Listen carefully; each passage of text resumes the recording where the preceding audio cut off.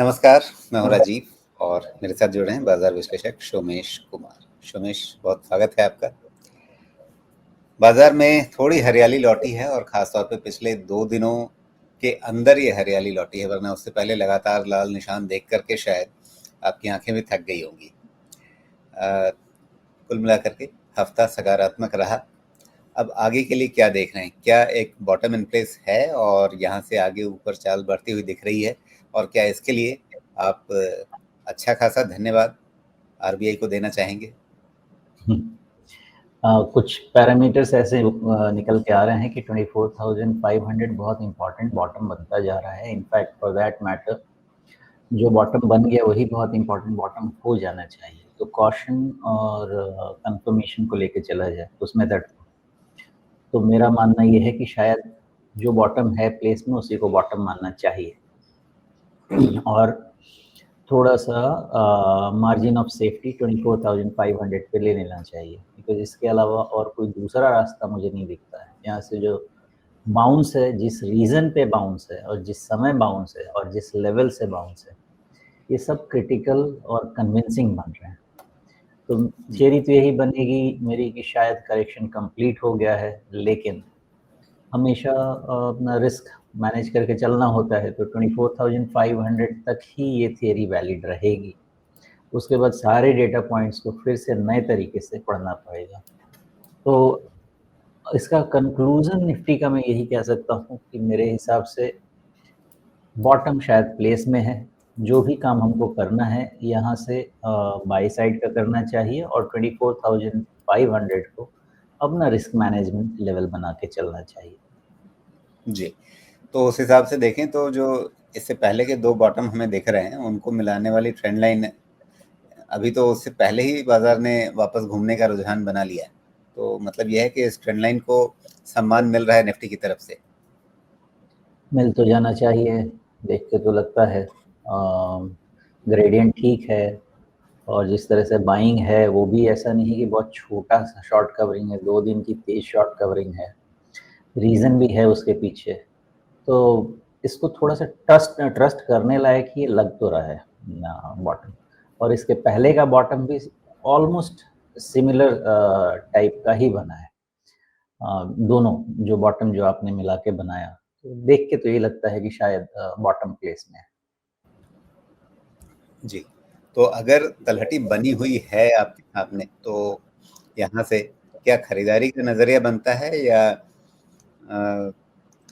मतलब कहीं back of the mind वो फिर से वही पुरानी चिंताएं कि अर्निंग ग्रोथ दिखनी चाहिए? अब नतीजे आने वाले हैं, अगले हफ्ते से 9 तारीख से टीसीएस के नतीजे आएंगे और एक तरह से अर्निंग सीजन की शुरुआत हो जाएगी। तो हम पहले नतीजों को देखें, पहले ट्रम्प चचा का मूड देखते रहें, आज सुबह क्या बोल रहे हैं, कल रात क्या बोला उन्होंने, या आपके सामने मार्केट एक कंफर्मेशन दे रहा है कि हाँ, मुझे बहुत ज़्यादा नीचे नहीं जाना है, तो आप खरीदारी शुरू करें, उस तरह से अपनी पोजिशनिंग बनानी शुरू करें? जो रिजल्ट वाली बात है ना, वो तो पूरा डायरेक्शन को किधर भी चेंज कर सकता है, लेकिन रिस्क और रिवार्ड अगर उठा के देखा जाए कि किस फेवर में जाता है और हमें काम करना चाहिए है, तो रिस्क बाई के फेवर में जाता है, रिस्क और रिवार्ड दोनों बाई के फेवर में जाता है। अब रिजल्ट आके डायरेक्शन चेंज कर सकता है, वो तो कर ही सकता है, उसको रोकना हमारे हाथ में नहीं है।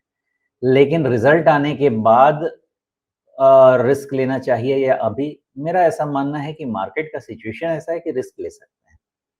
लेकिन रिजल्ट आने के बाद अगर 24,500 हुआ तो मार्केट के मैसेज को क्लियरली समझ लीजिएगा कि मार्केट नेगेटिव कह रहा है फिर, और थोड़े समय के लिए नेगेटिव कहेगा, ये क्लैरिटी हो जानी चाहिए।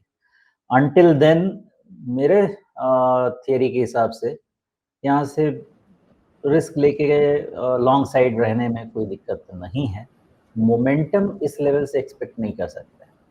Consolidation with 24,500 as support level on Nifty expect कर सकते हैं। मोमेंटम यहाँ से एक्सपेक्ट नहीं कर सकते हैं। Some fine day breakout expect कर सकते हैं। जी, सम फाइन डे, ये अपने आप में मतलब एक अनिश्चित और सवालिया निशान है कि सम फाइन कब आएगा। लेकिन क्या जो आप बार बार कह रहे हैं कि रिजल्ट्स जो हैं वो दिशा बदल सकते हैं या दिशा तय कर सकते हैं। तो वैसे में क्या रिजल्ट्स के बाद वो सम फाइन डे आ सकता है ऊपर की तेजी का, या किसी और बड़े ट्रिगर का इंतजार होगा कि जब तक ये टैरिफ वाली तलवार हटे नहीं, उसकी काली छाया हटे नहीं, तब तक शायद बाजार के मन में एक धुकधुकी लगी रहेगी। बाजार ने वर्स्ट तो एक तरह से देख लिया ना, ट्रम्प टैरिफ का क्या होना है, वो तो हमारे सामने है, लटका हुआ है, 50% टैरिफ लगा हुआ है। तो जो भी इम्पैक्ट होना था वो आज की तारीख में हो रहा है, और उसके बाद बाजार अगर 24,500 को नहीं तोड़ रहा है निफ्टी, तो क्या इसको एक क्लियर इंडिकेशन ना माना जाए कि अब टैरिफ के मामले में जो होगा वो पॉजिटिव होगा, कुछ नेगेटिव नहीं होगा? आप इस मामले में मुझे ब्रोकन रिकॉर्ड कह सकते हैं। सॉरी, मेरा अंदाजा ऐसा है, और मुझे इसमें कोई डाउट नहीं है, इसको जस्टिफाई मैं नहीं कर पाऊंगा, कोई डाउट नहीं है। ये जो एडिशनल 25% टैरिफ आए हैं ना, ये ईगो इफेक्ट है, चोट का इफेक्ट है। और मैं अभी भी बार बार इस चीज़ को कहूँगा कि डोनाल्ड ट्रंप बहुत क्लियरली इस चीज़ को मैसेज दे रहे हैं कि उनकी उनका ये सारा गुस्सा है, उनका नोबेल पीस प्राइज नहीं मिल पाएगा मोदी जी का अगर उनको सपोर्ट नहीं मिला तो। अब इसको कैसे वैलिडेट करना है, आखिरी दिन तक मैं इस बात को कहूँगा। और ये प्रॉब्लम है, जिस दिन भी मोदी जी जैसे अभी उन्होंने सपोर्ट कर दिया कि गाजा के लिए जो स्टेप्स लिए जा रहे हैं वो पॉजिटिव है। अगर इस तरह से कहीं वो नॉमिनेशन में तो नहीं जा पाए, लेकिन अगर सपोर्ट दे दिया मोदी जी ने तो ट्रंप को पीस प्राइज मिल सकता है। यही एक प्रॉब्लम है जो एडिशनल 25% टैरिफ लेके आई है। जो इंसान ओपनली कह सकता है कि मुझे मतलब ऐसा लग रहा है कि गली का बैडमिंटन का कप है, किसी तरह से मुझे दे दो, वैसा उनको चाहिए। इसके अलावा कोई प्रॉब्लम नहीं है, एडिशनल 25% टैरिफ कहीं से भी कोई भी कहानी है इसके अलावा। जिस दिन ये ईगो चीज सेटिस्फाई हो गई, किसी तरह से अगर ये कॉम्प्रोमाइज हो जाए कि तुम मुझे नोबेल पीस प्राइज के लिए प्रमोट कर दो, मैं तुमको यूएन में सीट के लिए प्रमोट कर दूंगा, और तुम्हारे 25% एडिशनल टैरिफ किसी तरह से चले जाएंगे, हमारा मार्केट उस दिन से चलने लगेगा। गाड़ी, ये कांटा जो है यहीं अटका हुआ है। जी, चलिए, वो ट्रम्प साहब का कांटा कहाँ अटका हुआ है वो तो हमें समझ में आ गया, लेकिन ये कांटा हमारे पाँव में चुभा हुआ है और बाजार उसके साथ अभी 24,500 को नहीं तोड़ रहा है। इसलिए मैं पूछ रहा हूँ कि इस कांटे के साथ हम आगे बढ़ेंगे अब, जब, और अगर कहीं कांटा निकल गया तो फिर ज़्यादा अच्छे से चल पाएंगे। देखिए, इसमें एक दूसरी थियरी अगर लगाएंगे ना कि मार्केट इतने के बावजूद, इतना जीएसटी 2.0, इतना स्ट्रांग रिफॉर्म होने के बाद भी बढ़ नहीं पा रहा है, गिरना छोड़ दीजिए, मार्केट बढ़ना चाहिए। हाँ, वो अगर इसलिए कि वो बढ़ नहीं, कांटा चुभा हुआ है, कांटा चुभा हुआ है इसलिए हम बहुत भाग नहीं पा रहे हैं, लेकिन मतलब अब हम रिवर्स गियर नहीं लगाने वाले हैं, ये तो तय है ना। लगता यही है मुझे, सिचुएशन ऐसा लग रहा है कि जैसे अब किसी के पैर में आपने कुछ बेड़ी बांध दी है, वो भागने के लिए तड़प रहा है, वही हमारा मार्केट है कि भागने के लिए तड़प रहा है। लेकिन ये जो बेड़ी है ना, जिस दिन टूटेगी उस दिन मार्केट रोके नहीं रुकेगा, क्योंकि सारे पॉजिटिव्स आपके सामने रख दिए गए हैं। यहाँ से मार्केट के पास और इससे ज़्यादा नेगेटिव सुनने को कुछ नहीं है, मेरा तो अंदाजा ऐसा ही है। रिजल्ट ऑफ कोर्स वॉच करना पड़ेगा, क्या रिजल्ट में आने वाला है मुझे तो कोई अंदाजा नहीं है, लेकिन ये फेस्टिव सीजन के बाद का रिजल्ट आने वाला है, और इस बार फेस्टिव सीजन नॉर्मली पोस्टपोन होते थे, इस बार शायद प्रीपोन हो रहे हैं, उसका भी असर थोड़ा बहुत देखने को मिल सकता है। आ, मेरे अंदाजे से मार्केट सारे नेगेटिव्स बचा चुका था, पॉजिटिव के अगेंस्ट में दौड़ना चाहता था, जो रोक दिया गया है, और रीजन बार बार एक ही नाम आएगा, कोई फायदा नहीं। तो जैसे ही ये चीज सेटल हो जाएगा ना, एटलीस्ट किसी तरह के निगोशिएशन से 25% वाला टैरिफ भी अगर रिमूव हो जाता है, तो ऐसा रहेगा कि बहुत बड़े घाव से छोटा सा छिल गया, वैसा करके फिर मार्केट चलने की कोशिश करेगा। मेरा अंदाजा ऐसा ही है कि मार्केट चलने के लिए रेडी है, रीजन ढूंढ रहा है, जब वो मिल जाए फिर मार्केट चल जाएगा।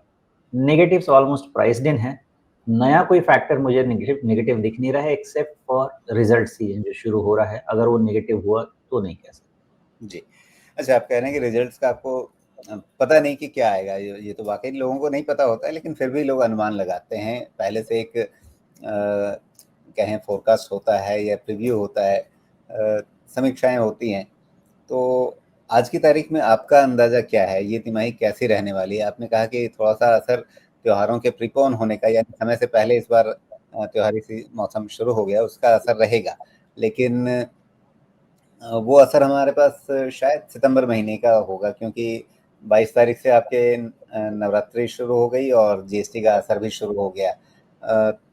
हमें पहले से मालूम था कि 22 तारीख से जीएसटी कम होने वाली है, तो उसके चलते लोगों ने स्टॉक भरे होंगे, दुकानदारों ने, शोरूम्स ने, डीलर्स ने, तो उसके चलते कंपनियों के यहाँ से तो डिलीवरी निकली ही होगी पहले ही सितंबर में ही। तो हमारे पास एक ठीक-ठाक सितंबर का महीना होगा जिसमें वो असर दिखेगा। अब ये दो-धारी तलवार की तरह से है। अगर हमें दिखा कि हाँ, सितंबर में काफ़ी अच्छा इम्पैक्ट आया, तो उसके चलते फिर तिमाही नतीजों पर अच्छा पॉजिटिव असर भी होगा और उस असर को देख कर के बाज़ार में एक नया उल्लास बनेगा। और अगर कहीं ये लगा कि इतनी जीएसटी की कटौती हो गई, सब कुछ हो गया, त्योहारी सीज़न आ गया, उसके बाद भी अगर आंकड़े कहीं कुछ हल्के नज़र आए, तो ये बाज़ार के लिए उल्टा भी पड़ सकता है। जो फास्ट मूविंग आंकड़े हैं, महीनों-महीनों वाले जो आंकड़े हैं, वो आपको क्या संकेत दे रहे हैं?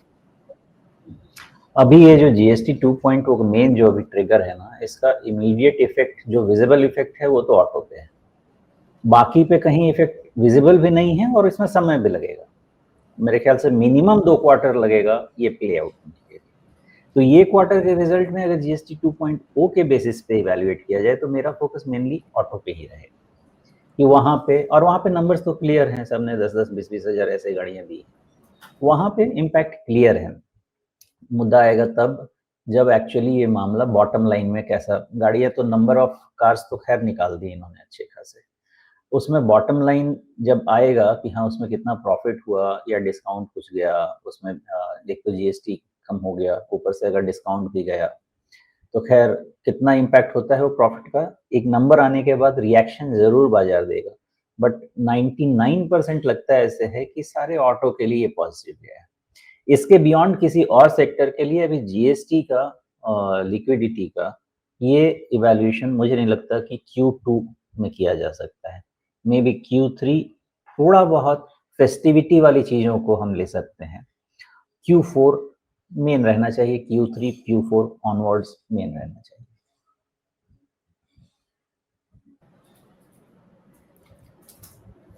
जी। अच्छा, कुछ हमारे मित्र जो हैं वो टिप्पणियाँ जो डाल रहे हैं, अपने सवाल रख रहे हैं, तो सबसे वो पुराना अनुरोध पहले से दोहरा देते हैं कि अपने सवाल एक बार रख कर के इंतज़ार कीजिए। अगर आप कई बार अपने सवाल रखेंगे, बार-बार स्पैमिंग करेंगे तो फिर आपका सवाल आज नहीं लिया जा पाएगा। तो इस बात का ध्यान रखें। और कुछ मित्र जो हैं वो अपना नाम लिखने से थोड़ा बचते हैं, या उन्हें लगता है कि मेरा यूज़र नेम तो जा ही रहा है। उसमें भी कई बार होता है कि वो यूज़र नेम बड़ा क्रिप्टिक जैसा होता है। तो थोड़ा-सा बताइए ना हमें कि आपका नाम क्या है, आप कहाँ से हैं, किस शहर से हैं? थोड़ा अच्छा लगता है देख कर के, सुन कर के। ओके, तो अब आंकड़ों पे नज़र डाल लेते हैं, मतलब चार्ट पे। निफ्टी का आपने एक तो बता ही दिया कि अब ये जो बॉटम बना है या इसको थोड़ा-सा हम नीचे और मतलब डेविएशन लेकर के 24,500 पर भरोसा कर सकते हैं कि वो आज की तारीख में एक अच्छा सपोर्ट है हमारे लिए। तो अगर इसके नीचे टूटा, मान लीजिए किसी वजह से, तो फिर हमें नीचे किन स्तरों का ध्यान रखना है? और अगर ये सपोर्ट बना रहता है या अभी बुधवार वाला बॉटम नहीं टूटता है वहीं से ही, तो ऊपर कहाँ नज़र रखनी है? प्रॉब्लम ये है कि ये अगर टूट भी गया तो जी। 24,300 से लेके 24,000 मे बी 700 तक, सॉरी 24,300 से लेके मे बी 23,700 तक सारे सपोर्ट जोन छोटे छोटे आते रहेंगे। कहाँ से रुकेगा मुश्किल है कहना। सबसे ज़रूरी इस बाजार के लिए है कि 24,500 के नीचे ही क्लोज नहीं ले, क्योंकि ये अगर क्लोज लेता है तो लोअर टॉप और लोअर बॉटम वाला जो चीज़ है ये परेशान तो पक्का करने वाला है। और लोअर टॉप और लोअर बॉटम का परेशानी, अगर उसकी परेशानी शुरू होती है तो कम से कम हो सकता है कि 23,700 या उसके आसपास कहीं चला जाए उसको लेके। इसलिए सबसे ज़रूरी इस बाज़ार के लिए है कि 24,500 के नीचे क्लोज़ नहीं होना शुरू करें। अगर वो हो गया तो बाकी सारे नीचे के सपोर्ट देखेंगे, लेकिन 23,700 के पास एक ऐसा रेंज या एक लेवल बन के आएगा, जो शायद उसके नीचे मैं जाने की उम्मीद नहीं करूँ। अभी तक तो ऐसा ही लगता है, लेकिन बाय देन हमारे पास रिज़ल्ट प्लेस में होगा। उसके हिसाब से हमको समझ में भी आ जाएगी कि मार्केट कितना ज़्यादा, अगर 24,500 टूटता है तो result will be the reason, IT could be the reason, और उसके कारण हमको समझ में आएगा कि कितनी इंटेंसिटी है फॉल की, कि क्या 23,700 ओके है या उसके बियॉन्ड जाना है। अगर मान लेते हैं कि नॉर्मल इंटेंसिटी लेके चला जाए, मेरा बेट ये रहेगा कि 24,500 ही ना टूटे। जस्ट इन केस हो गया तो मेरा दूसरा और स्ट्रॉन्ग बेट रहेगा 23,700 पे, क्योंकि उसके नीचे मेरे सारे के सारे होप ही खत्म हो जाएंगे। तो देखते हैं जैसे जैसे मूवमेंट होता है। अभी इस लेवल्स को लेके चलते हैं। जी, ओके। तो ये कहानी निफ्टी की है। अब मिड कैप स्मॉल कैप, यहाँ पे थोड़ा सा एक और उल्टे साइड का भी बात कर लेना चाहिए राजीव जी। जरूर। ऊपर में मोमेंटम वाला, हाँ हाँ, और बताइए। वो वाला लेवल चेंज नहीं हुआ है, वही मेन बताना है। जी 25,150 के ऊपर का क्लोज आज के तारीख में ही चाहिए, या मे बी 25,170 के ऊपर का क्लोज करीब करीब उसके पहले कोई कंफर्मेशन या कोई कंफर्मेटरी ट्रेंड हमारे सामने नहीं होगा। बॉटम इन प्लेस में है, वो ठीक लगता है देख के, लेकिन ट्रेंड का कंफर्मेशन अभी भी उस नंबर के पहले नहीं है, ये ध्यान रखें। ओके। अब बैंकिंग स्पेस पे देखें तो इसने भी पिछले 2 दिनों में अच्छी चाल पकड़ी है, और एक तरह से कहा जाए तो बाजार को ऊपर खींचने में इसने प्रमुख भूमिका निभाई है। बैंकिंग इंडेक्स, क्या ये अब अपने पुराने रिकॉर्ड हाइज को छूने के लिए तैयार हो रहा है, या यहाँ भी आपको पहले जैसे आपने निफ्टी के लिए कहा कि 25, 150, 170 इस तरह के लेवल्स पार होने का इंतजार करना है, वैसा कोई लेवल यहाँ निफ्टी बैंक में भी आप देखेंगे? पहली चीज तो ये बता दूं कि आज के तारीख में एक समय था कि आप और मैं आईटी को धन्यवाद देते थे कि मार्केट संभालता है, बैंकिंग बहुत वीक है। बैंकिंग बीएफएसआई सेक्टर पर से बहुत ही इंपॉर्टेंट कंपोनेंट बन रहा है, और अगर निफ्टी संभाल पाया है तो आप पूरा का पूरा धन्यवाद बीएफएसआई सेक्टर को दे सकते हैं, और मे भी गवर्नर साहब को दे सकते हैं। ये कोई डाउट नहीं होना चाहिए। और अगर ध्यान हो तो हमने जो बात किया था कि 29 सितंबर का जो डोजी कैंडल है, this time it is telling a different story. बहुत होप है वहां, और ये होप बन रहा है। बट अगेन, जब तक किसी भी तरीके से आप 56,000 के ऊपर जब तक ये क्लोज नहीं दे दे, मेरे व्यू में कोई चेंज नहीं होगा। तो अब इसको तोड़ तोड़ के समझ लेते हैं। पहली चीज, हायर बॉटम इन प्लेस में है। दूसरी चीज, reverse head and shoulders formation छोटे समय पे अच्छी पॉसिबिलिटी है। तीसरी चीज, शॉर्ट कवरिंग की बुयांसी बहुत अच्छी है। ये सब कुछ बैंक इंडेक्स के लिए ये बताते हैं, निफ्टी बैंक को, मेरे समझ से, कि जो बॉटम है इन प्लेस में उसको बहुत ही अच्छा सुंदर बॉटम, टिकाऊ बॉटम मानना चाहिए। कब तक? जब तक वो टूट नहीं जाए तब तक। प्लस ट्रेंड का, पॉजिटिव ट्रेंड का कंफर्मेशन 56,000 के ऊपर क्लोज हुआ, और फिर लीजिए, थियरी यही कहती है, और चलिए आगे। और अगर वैसा हो गया तो यकीन माने फिर निफ्टी को कोई ज्यादा डैमेज कर नहीं पाएगा, बिकॉज आईटी का वैसे ही भगवान मालिक हो गया है। और पूरा सपोर्ट आपको बीएफएसआई से निफ्टी को आना है। बीएफएसआई से अगर पूरा सपोर्ट आ गया तो आप कितना समझे, 25-30% इंडेक्स को सपोर्ट ये कर देगा, और बाकी चीजें अपने आप धीरे धीरे सेंटिमेंट बैठने लगेंगी। सबसे जरूरी है बीएफएसआई मतलब बैंक निफ्टी का ब्रेकआउट लेना, वो बहुत जरूरी जी। तो यहाँ रहेगा इंतजार ब्रेकआउट का।